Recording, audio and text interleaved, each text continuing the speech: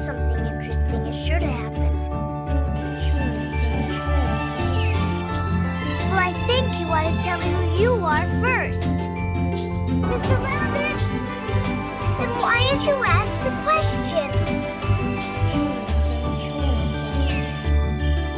Goodness, this is quite extraordinary. Would you tell me, please, which way I ought to go from here? But today is turning into the most curious adventure I have ever had. A big warm welcome to our listeners. I'm Georgia Ellis, and thank you for tuning in to the Alice in Wonderland podcast. This is a place where I encourage you to really open your mind, let your imagination, and most importantly, let your curiosity loose as well.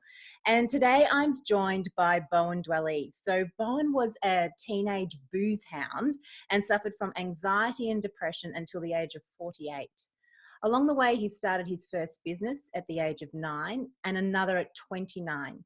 He became a professional adventure guide, a semi-pro kite surfer, paraglider pilot, and trail runner, and is now a writer and freedom coach who found his purpose as here to tell the truth. Here to tell the truth about depression, alcohol, and intuition.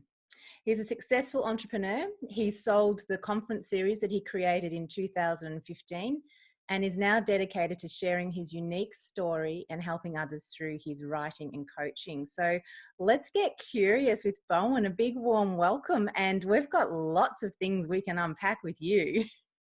Fantastic. Thanks, Georgia. Great to be here. Great to see you again. Yeah, likewise. I'm really excited to really delve deep into your story, your journey, what you do, but not only that, but your wisdom. For our listeners, I met Bowen just briefly over a phone call. We were put together just to have a talk about a program. And during that discussion, I started to get a real inkling of how wonderful this human being is and the things that he's experienced and what he's overcome and how he's living his life. And I think there's a lot that we can take away from your journey and potentially apply in our own lives. So Bowen, I have a question that I ask to all of my guests when they come on the podcast. And I want you to imagine that I am a little 7-year-old Ellis from Alice in Wonderland.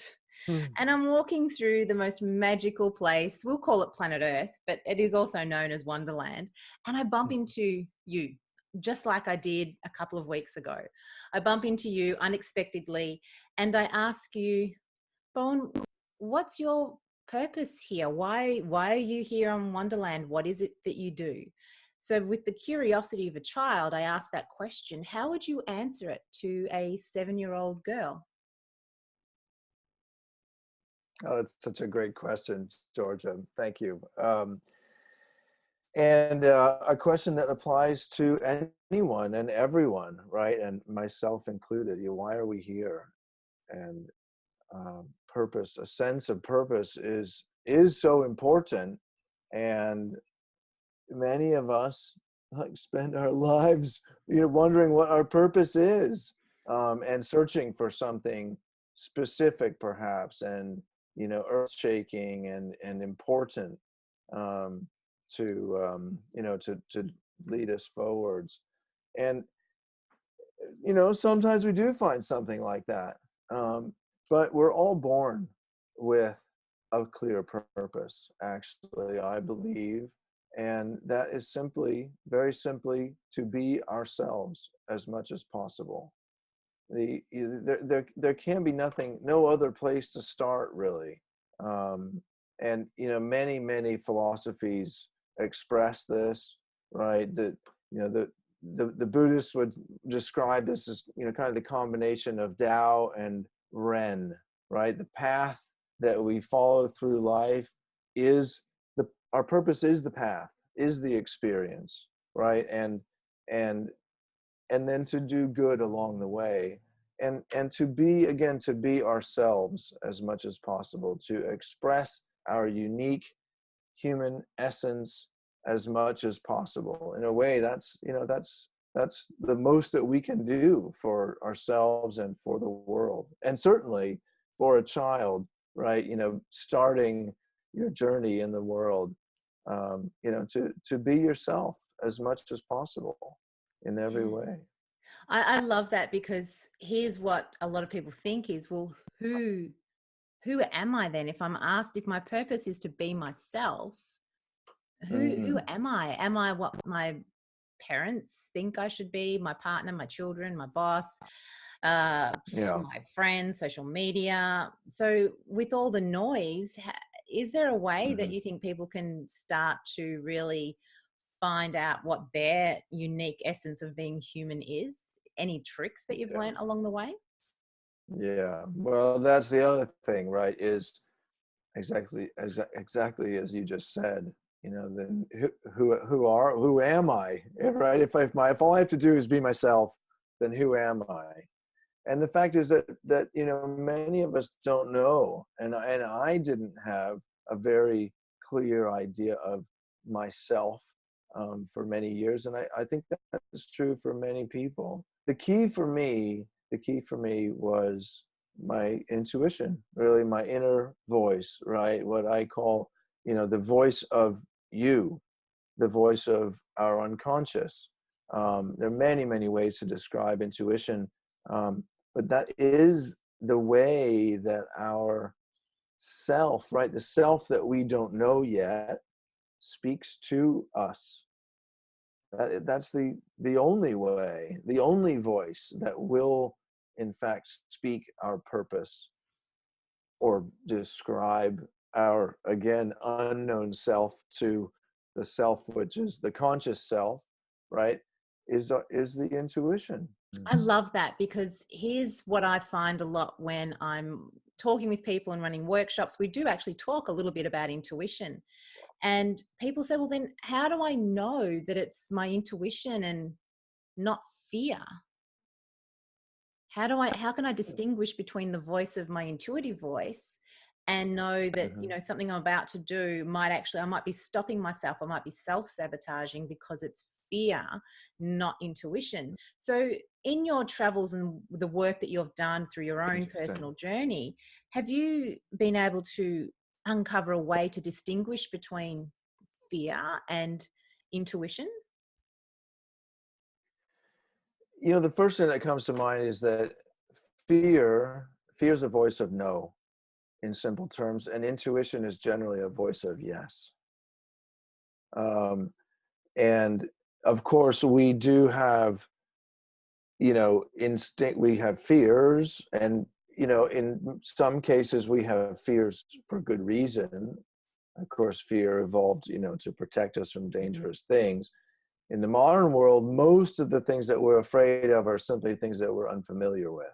So most of the fears that we have are actually things that we could turn towards, right? That we should turn towards. And that's a fantastic practice to cultivate, to use fear as a message, right? And look at what I'm afraid of, and kind of go under peel back the layers, right? And usually what's underneath there is just something that I'm unfamiliar with, something that I haven't done before, right? Not something that's actually truly dangerous. And if it's simply something I'm unfamiliar with, well, how to get unafraid of that is simply to go do it, right? Walk right towards the fear. Mm. Now, so I don't really think of that as the same thing as intuition. I mean, I might get an intuitive message about something, that maybe is really dangerous or bad for me. So maybe that's where they overlap, right? Yeah. But like I said, I tend to think of intuition more as, in very basic terms, as the voice of yes, right? The voice that speaks up and says, hey, you might have a look in that direction. You've been looking over there, you've been doing this, you've been living this way. You maybe have a look over in this other direction. Yeah. Yeah, and I love that you've really explained that so nicely and so eloquently, that fear is potentially the voice of no and the voice of things that are unfamiliar, and the way to the way to move through that fear when that comes up is to make the thing you're fearing familiar. Love it. And then distinguishing between fear and intuition, because like you, I don't think they are the one in the same. I really believe that fear comes from those instinctual, pre-programmed sort of conditioning that we have, and some of it comes down from generations, and some of it is for survival as well. But I love what you say there about intuition being this yes, this voice of yes around. It's almost like this deeper knowing, and you don't know why you know, you just know whatever it is, to yes, do this. It's just a quiet voice. And for me personally, distinguishing between fear and intuition is very similar to yours, just a slight tweak on it, where I look at intuition as being a quiet knowing and fear being a loud yelling in your head. So fear is basically Yes, don't do that. Where that makes intuition probably be, hey, maybe just don't go down that street today. I just, go over here. So it more points you to where to go, not where not to go. So yeah, I totally see where our understanding sort of cross over. I'd love to delve into where you started to develop your sense of intuition. So what's happened? You've got an amazing journey based on, I read out your bio, and you've got all these things that have happened. And have you always been really clued into your intuition, and what's been the process for you to start to really understand it and pay attention to it? um, I just to say again, about what you were just saying, I totally agree that it's a great way to think about it. Fear is like the loud voice of instinct, and intuition is the quiet voice of the unconscious or the subconscious, kind of bubbling up into our conscious world, right? As far as my own history with my own intuition, I have not been, I was not very in touch with my intuition for many years, but really for much of my life. I think it's something that, of course, would, normally or to varying degrees, right? We learn just as kind of part of our development, but, also depending on how much we pay attention to it and how much that's fostered, in our relationships with other people, and, and how we live. And for me, in terms of my early years and how I lived and how I grew up, it was not part of how I thought, and also because of how I lived in terms of drinking a lot of alcohol and using a lot of drugs from a very young age. Those things all dull our senses, all of our senses, including the intuitive sense. So for both of those reasons, I didn't really have a very good relationship with my intuition for many, many years. And people would say to me, these things like, trust your gut, or just, go with your intuition. And they just kind of land flat with me. I think, well, that sounds like, a lot of people do that, but I just don't know what that feels like. Right.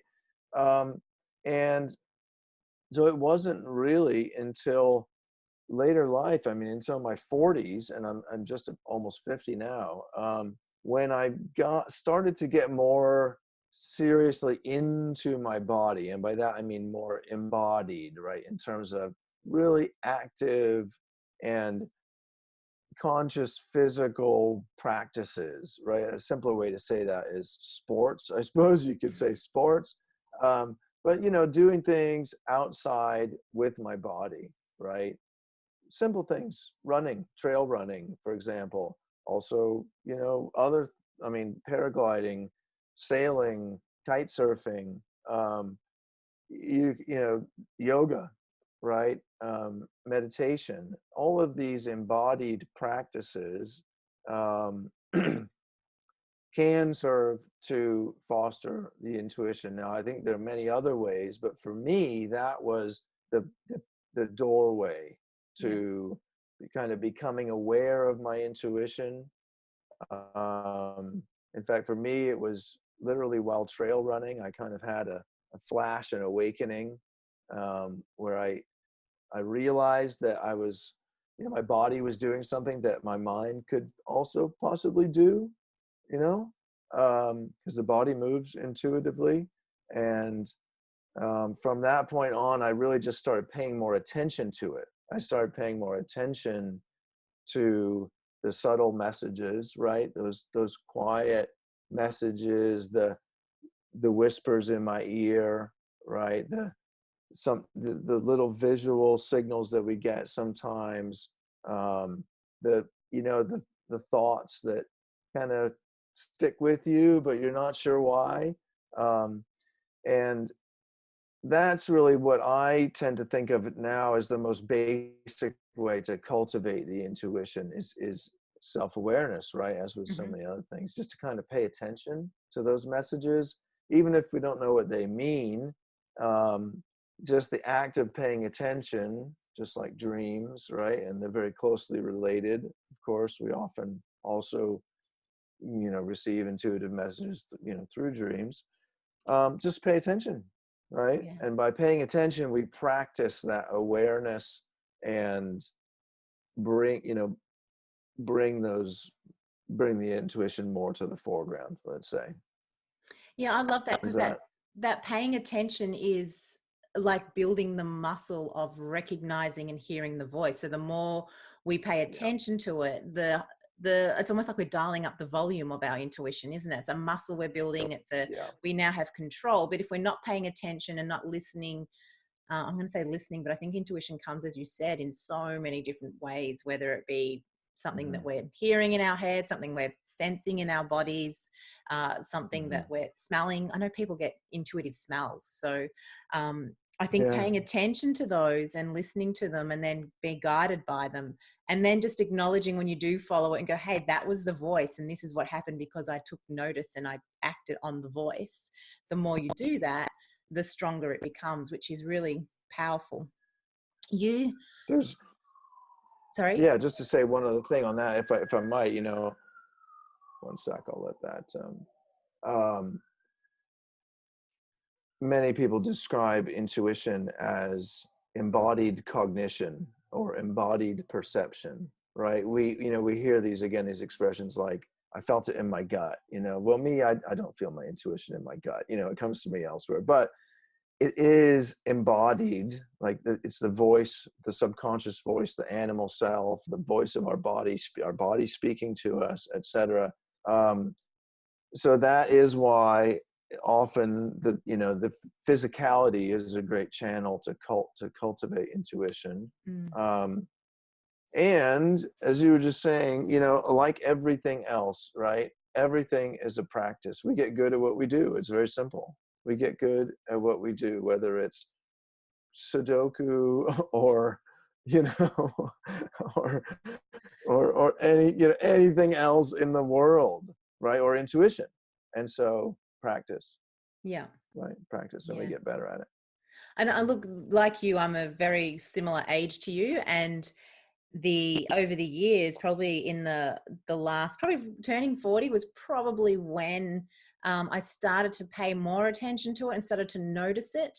And I think a turning point for me, probably similar to you, was when I didn't, not that I've never been a big drinker, but when I really cut back on alcohol. So for me, I drink maybe one drink, two drinks, maybe three a year.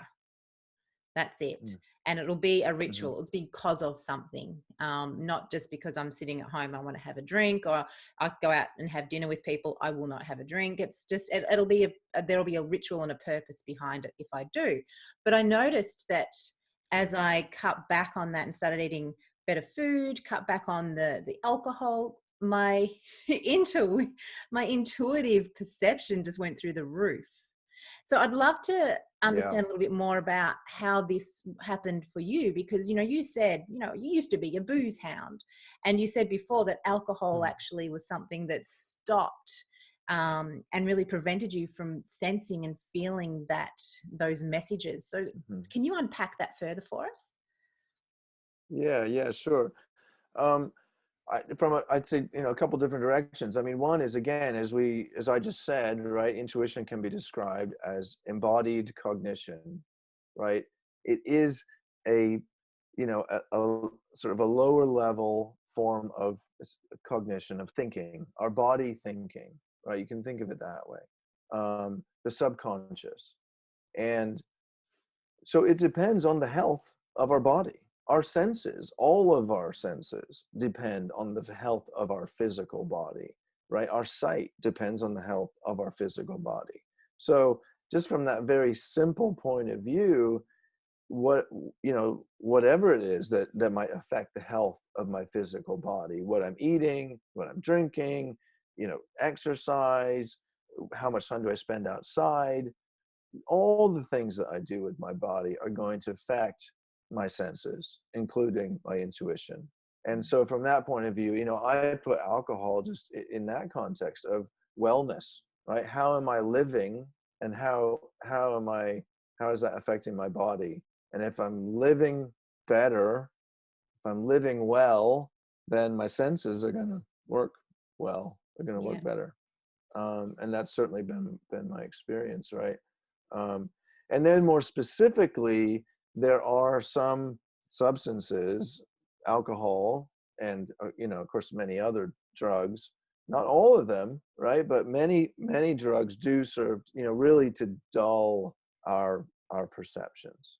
And again, not just intuition, but I mean literally our sight, our touch, our hearing, I mean all of our senses, as well as our cognitive processes, right?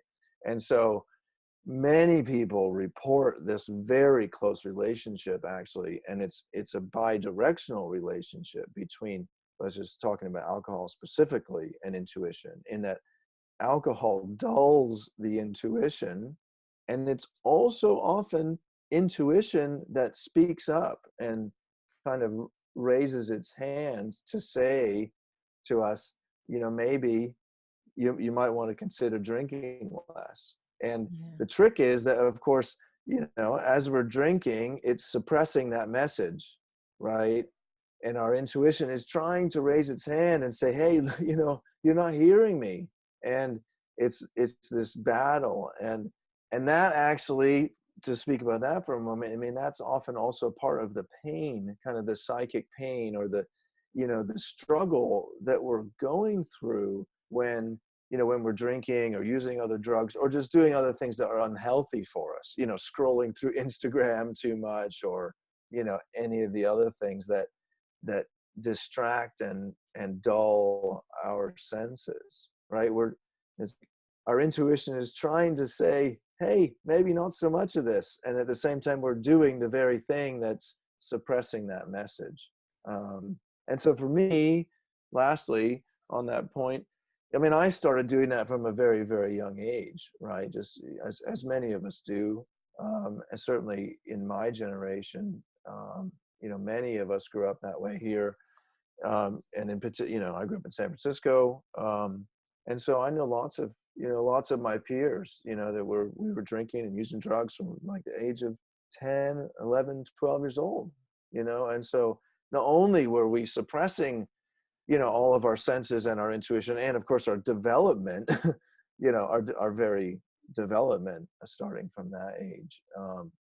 And so, it took quite a while to get out from underneath that, Yeah. basically, from So was there my intuition to, it was waving the flag. I was going to ask you, was there a catalyst?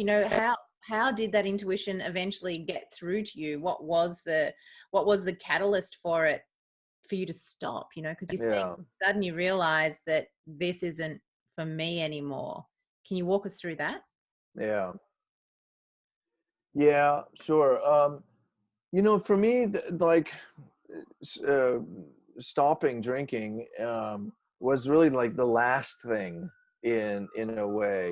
My decision to stop drinking, at least for the not sort of like you, kind of the 99.6% of the time, came at the end of a long period. I mean, of many years of gradually, of making decisions to to sort of live better. And um I mean, the primary big piece of that was, I was depressed. I certainly felt depressed. I should say. And there's this reason I say it that way. I felt really shitty and I felt depressed. And so, I went to therapy. I went to psychoanalysis, and I did years of therapy analysis, and it was very helpful. Um, but it didn't, I still from time to time found myself feeling depressed. And I really didn't have a good reason. I just didn't know why. And I still don't really believe, at least for me, that I had some extrinsic reason, some genetic anomaly or some imbalance or something that was just causing me to be depressed. I don't, for me, I don't think it works like that. I felt that there was a reason, but I didn't know what the reason was, and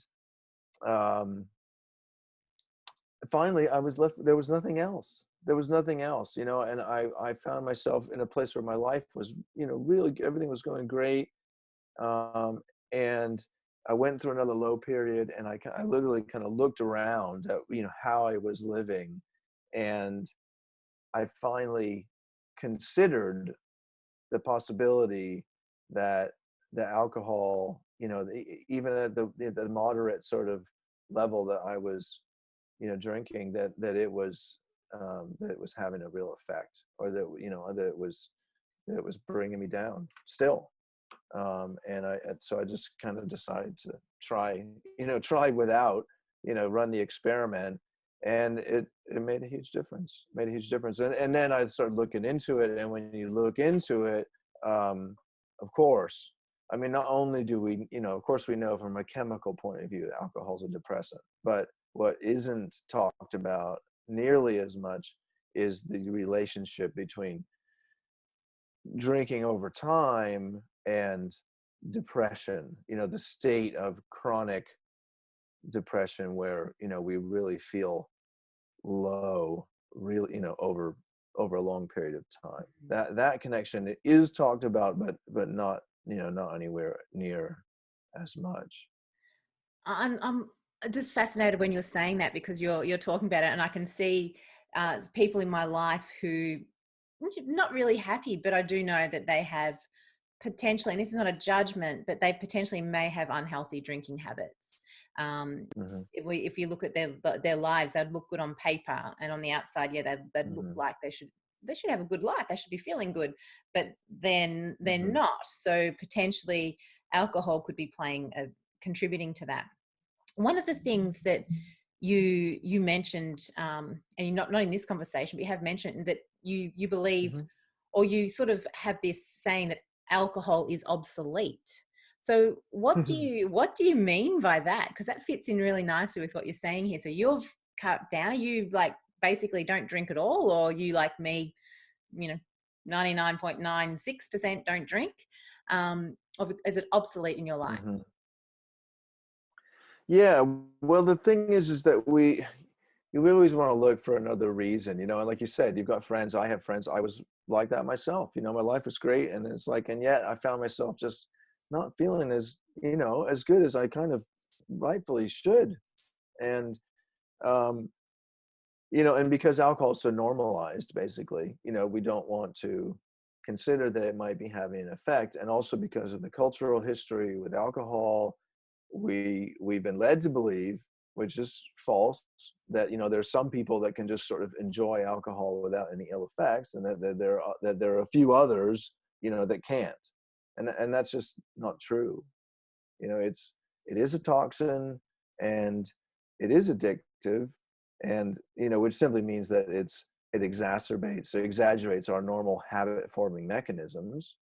And there aren't some people that are prone to that and others that are not. I mean, there is a spectrum, but it is a toxic substance for everyone. Anyway, so, it has ill effects. So even a small amount, right, affects us in subtle ways, right? It disrupts our sleep, our energy levels, the clarity of our thinking, again, our senses, dulls our intuition.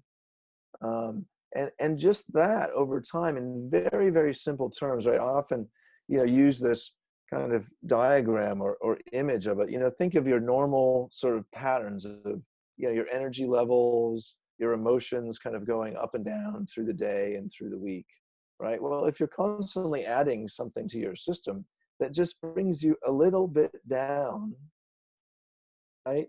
Over time, your normal is going to be below normal. Yeah. It's as simple as that. Your normal becomes lower than where it would be normally, right? But we come to feel that as normal. And so, it's a question of what's become normal. And so obsolete, what do I mean by that? Well, for me personally, yes. That was kind of this point of realization that I had a couple of years ago, where I just realized, I just don't need this in my system anymore. Um, I don't need it, and I don't want it in my system anymore. And so obsolete is a linguistic mechanism that I use to put something in the past, firmly in the past, right? And there are lots of people that talk about this. It's like, I've done that, and I did it, and it's in the past now. It's not really, it's just not part of my life anymore. And it's an effective mechanism. It's also true in broader terms, Georgia, that I would argue, and I'm maybe a bit of a futurist, but in this sense, but I think things change in our cultures, right? Remember, people used to smoke everyone used to smoke. Mm-hmm. So I would argue that in broad terms, and that, that we're past peak cultural alcohol saturation, right? And we do know that younger generations are actually drinking less alcohol. So the trend is, at the moment, at least, is kind of trending in that direction. Yeah. Which could be a good thing for human evolution. But listening to you there, Bowen, talking about that, brings me back to the first question I asked you, and you mentioned about being the purpose of us is to tap into ourselves, live our true self, and with the effects of alcohol that you've just listed off there, I'm hearing that's not going to allow you to tap into yourself, because it's dulling your senses. How can you sense the world around you and see where you fit in if your senses are dulled? You're not going to know who you are if you can't listen to your intuition, if you're not sleeping. All these things actually really impact into your purpose of being your true self. So if people are struggling to find their sense of purpose, their true self, or feeling levels of depression, and you're drinking, maybe you found the culprit. Maybe. Like, we're not therapists here, but just maybe. That's the thing, just maybe. And and just introducing that question, right, is really, that's part of my purpose as a coach, because that's the question that nobody put to me. In all the years that I was working on my depression, nobody asked me the question, or put the question into the air, of, could alcohol be a factor here?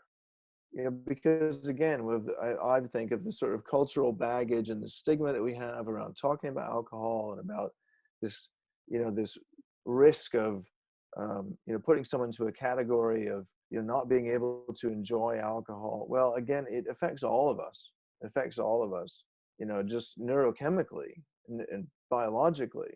So that's not an, you or me sort of thing. It just does. But and even very specifically, I know this now from, talking with therapists and analysts, that I know that because of the history of the psychoanalytic profession, there's a specific aversion to talking too much about alcohol. It's very strange, actually. So putting that question in the air, right, or just asking oneself, could this be a factor? And what if I just tried living without for a while, or decreasing, my drinking? And, again, one doesn't have to be a heavy drinker to consider this. Even, 1 or 2 glasses of wine or a couple of beers disrupts your sleep, has all of these effects, right? Has all of these effects. And those effects, I want and need to be 100% of myself, right, all the time, and I'm sure you do too, right? Yeah, so No, running their own experiments is a good way to maybe just yeah. see how you go. Now, when we run an experiment, it's really great to say, hey, I'm not going to, I might go on, what is it, Dry July or something like that, which people stop drinking. Mhm. Then they just get straight back on it on the 1st of August. Instead of stopping, and actually an experiment is you do the experiment, you go without the alcohol, but as you're doing it, you collect data, you see, oh, am I sleeping better? Start to think about your sleep. Am I getting on with people better? Is my moods better? And you actually collect the data along the way. Instead of going, oh, I did that for a month and I sort of feel all right now after the pub. So really, I Right, think there's this right. asking the question and experimenting, but collect the data and really pay attention to what it's doing and what's turning up in your life with it and without it. And to your point too about the work that you do, and I'm really glad that you bring that in as a question, that you encourage your clients to ask themselves and experiment with. When I first moved into the coaching realm, I noticed that when, if I had had any alcohol, or even if I had a really light painkiller for a headache, something like that, I was less intuitive in front of my Mm. clients. So therefore I couldn't be of a higher service to them. So I found over time that it's actually better for me if I know I've got clients, and if I've got something the next day where I have to show up 100%, you'll find that I won't be taking any additional substances. I'll be trying to keep what goes into my body pure, make sure that I'm exercising and moving so I can show up in the world to really be of service. And have you found a similar thing with your practices as well? Because you've changed you haven't changed 100% of your lifestyle, but ditching the alcohol, has that allowed you to be of better service to your clients? Well, I have changed, 100% of my lifestyle. Really good. If you look back, say 10 years, I've really changed almost everything about my lifestyle. And yes, certainly, Georgia, it does allow me to show up, not just with my clients, but in my life, right? Better able to, serve serve myself and serve everyone that I encounter, right? And of course, for you and I, it might be working with clients, and also for me, writing. But of course, all of us every day, right, have things that, I mean, every day is things that come up. Every day we have things to do, and that we want to be 100% of ourselves for. I'm not arguing that none of us should drink alcohol or use other drugs or do other things. There's so many experiences in the world, and it's not a black or white thing. It's just to put the question in the air, right? Especially if someone has the question in their minds, or if they're suffering in some way unnecessarily, right? If you feel depressed, here's something else, right? Why, if you feel depressed, it's for a reason. It's for a reason, right? It's not, depression is a symptom. It's a Mm. symptom. It's not a thing. It's not a thing by itself, like the flu, right? That you get. you know, it's an indicator that something in terms of how you're living is not how you should be living. Now, of course, we all do have, different predispositions to emotional states, and, there are disorders that very few people have, but in general, anxiety and depression are symptoms of not living well. It's very Mm. simple, very simple. Johann Hari writes about this so well. If you haven't read his book, Lost Connections, I recommend that so highly to everybody.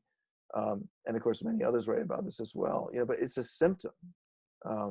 And so, yeah, it's like if it's in the air, if you're suffering in some way, right? If you're feeling low, it's like, okay, why is it? Now, it might be alcohol. It might not. It might be the 2-hour commute, No, right? that could depress anyone, right? Exactly. It might be the 2-hour commute, or it might be the job that you really hate, or, it might be any number of things. It might be how you're eating, right? Any number of things. But that's just to put what I do, and I think we'd all benefit from putting alcohol in this context of how are you living, right? Yeah. And how do you want to be living? Very simple that way.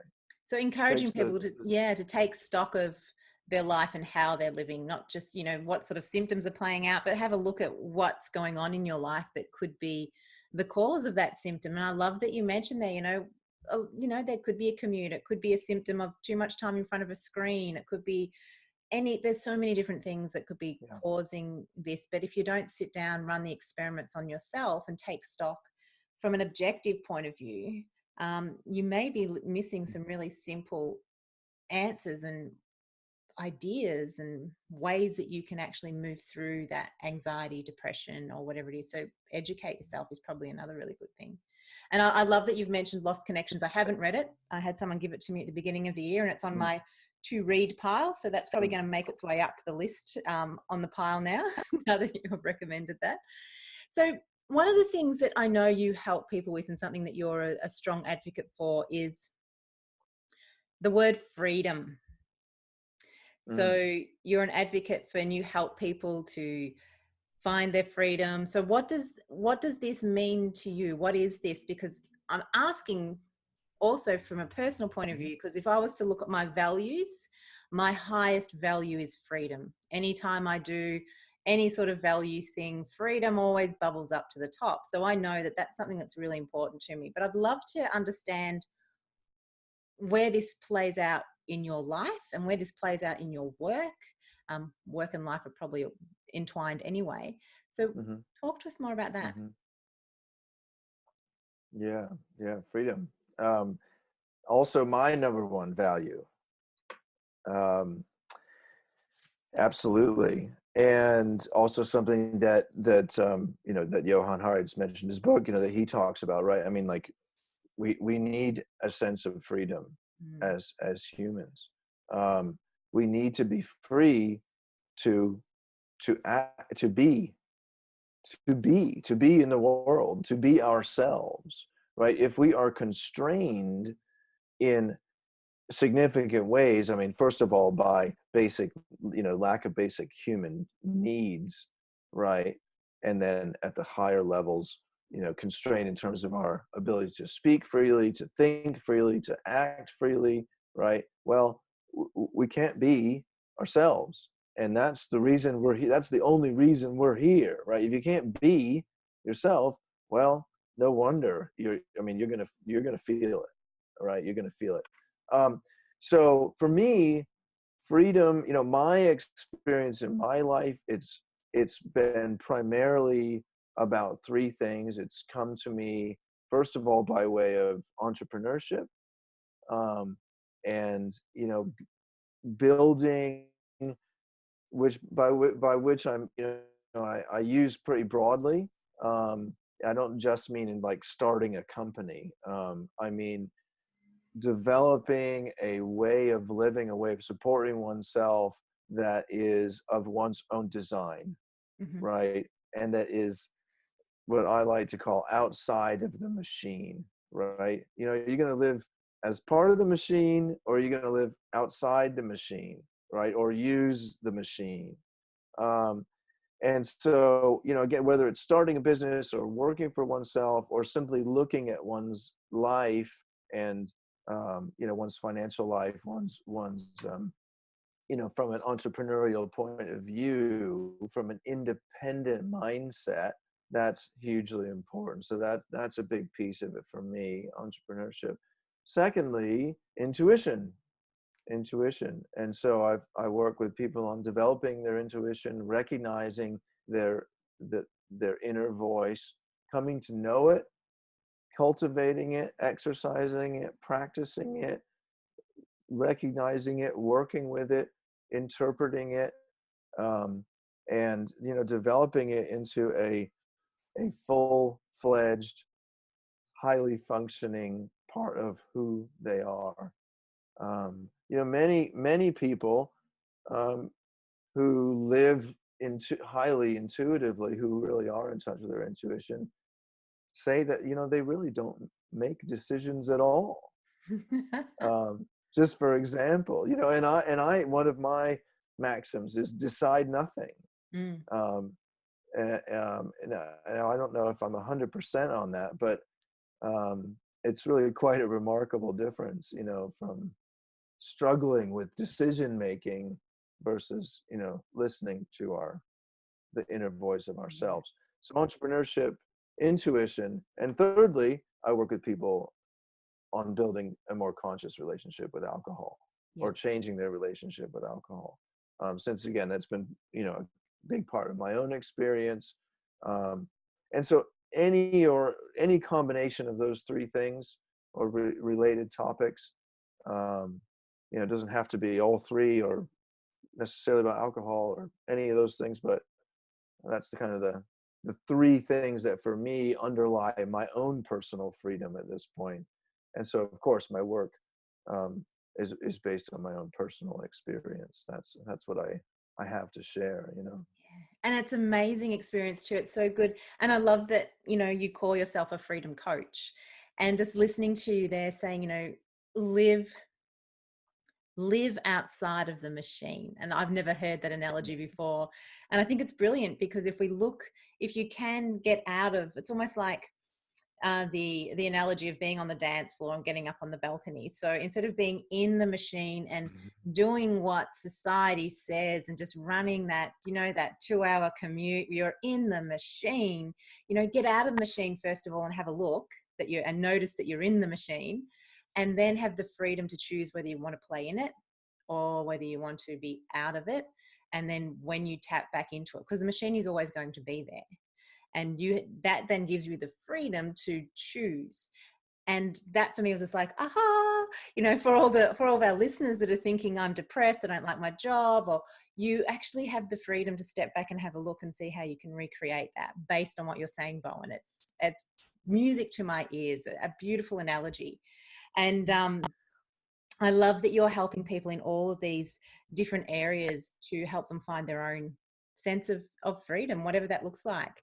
And it's almost like you're giving people permission in what you're doing to step aside from what we're told we have to do. So, I've been around movements and groups of people that are very much around you've got to earn a lot of money, you've got to be successful, all these things going on, and you feel really restricted by it. But what you're saying here is you can actually have the freedom to choose differently. You may not need $1 million to live the life and have an impact that you want to have, if you're living to your true self and listening to your intuition. So it starts to give people permission to step away.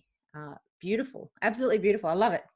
So Bowen, is there anything, as we sort of finish off here today, anything that you would like to leave our listeners with, anything specifically in relation to, I'm going to say, advice or wisdom, or anything that you've learned on your journey that may be really helpful for our listeners as they start to find their own sense of freedom? Yeah, well, I would leave with, I would just respond to what you were just saying, in that, yes, we all do have the freedom to choose, right? To choose how, what we do with our lives, and yet, right, it's not easy. It's, I'm not here to say just choose freedom and, quit your job and stop the 2-hour commute and, stop drinking and, your life's gonna be amazing. And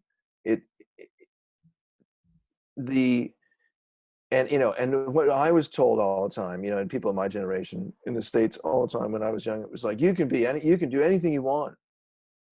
You can do anything you want, right? And then silence. There was no how. There was no guidance, right? Our parents were all off doing their own thing.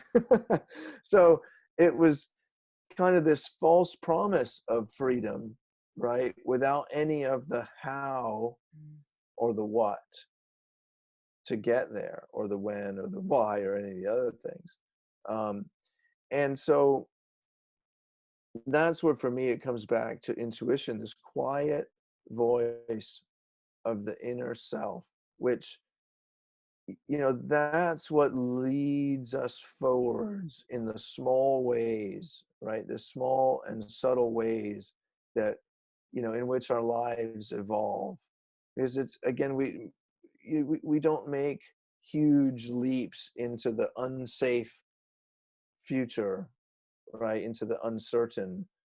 It's generally not sensible to do that, right?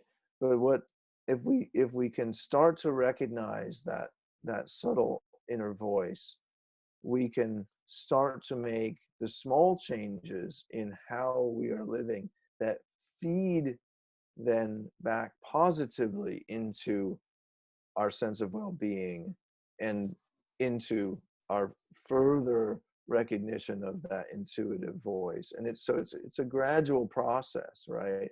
So that's really where, I would finish with our conversation, where I would urge people to start, is just to find that quiet voice of intuition and start to pay attention to it more. Yeah, and that's truly, truly beautiful. And I think the world would be a different place if we all started to tap into our deeper knowing and our true self. Absolutely. So I do have one thing that I wanted to ask you, because of where you've come from. And, we started off with your bio talking about you being a booze hound, and you've gone from anxiety to depression. Just a very quick question, and I don't think it'll take too long to answer. Are there any not negotiables in your daily rituals or daily practices that keep you grounded, that keep you on your path, that keep you tuned into intuition and keep tuned into your value of freedom? Not negotiable practices, what are they?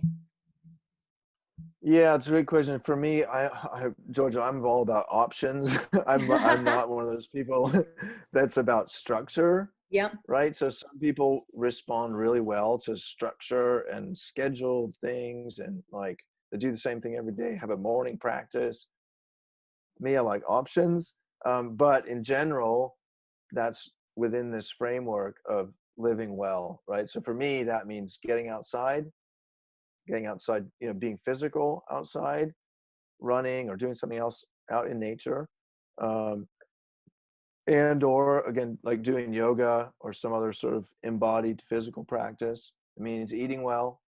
It means, in general, I very rarely drink alcohol at this point, and at this point it really only serves to remind me that I just don't really like it anymore. I write.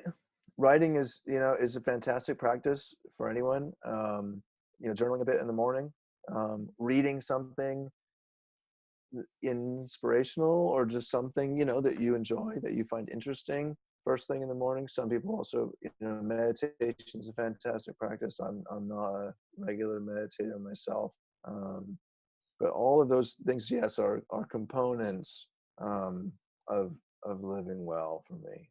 Yeah, beautiful. Thank you so much for sharing that, because I think one of your not negotiables is to be open to options, but also have this structure framework that you build into your day at some point. I'm not feeling well, I haven't been in nature today. So you've got these go-tos that bring you back to yourself. Bowen, it's been absolutely amazing, insightful talking with you today. For our listeners, if they would like to get a hold of you, reach out to you potentially for some freedom coaching, or to get hold of some of your writing, because I know you do write and you have blogs and so forth, what's the best way? Where can we send them? Of course, yeah. First of all, my name, Bowen Dwelle, is unique. No one else in the world has my name, as far as I can tell. So Bowen, last name Dwelle, Dwelle. If you Google that, you will find my personal site.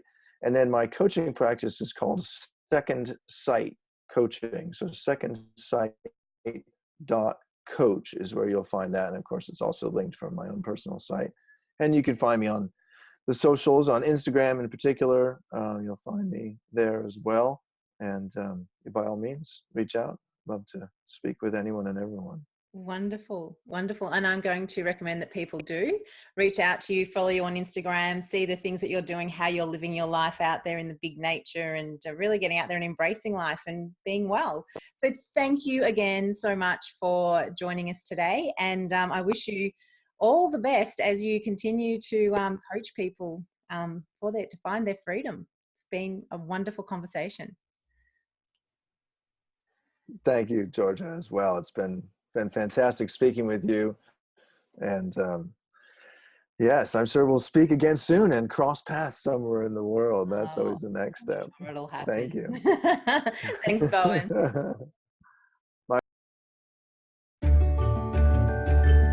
Today is turning into the most curious adventure I've ever had.